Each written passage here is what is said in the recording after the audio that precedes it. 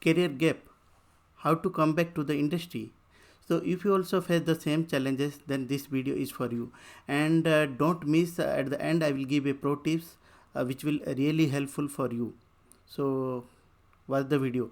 So definitely most of the candidates will have some career gap due to some various reason. Either they are preparing for the government jobs, or some market slowdown is there, or some family problem is there, or some health problem is there.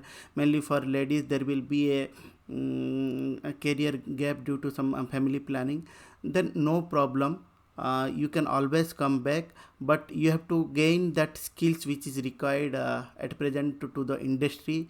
You can do that through various way, and you can show as your experience.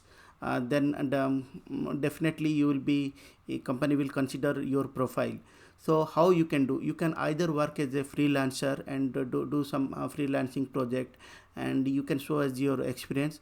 And the second one is you can join some startup, and or internship, whether it is a paid internship or free internship, no matter what, you will get experience, real experience, industry experience, and which you can show as your experience to the your dream company or future company.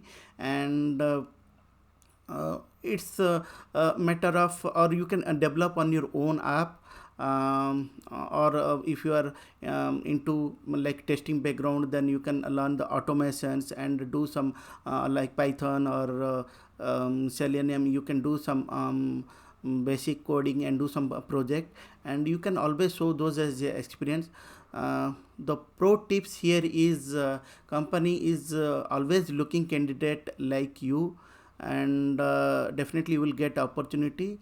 You have to show confident, and you have a learning attitude, like you can learn and you can grow. So you have to be those attitude. So definitely that positive vibration will be there, and HR will understand, and definitely they will give chance to you.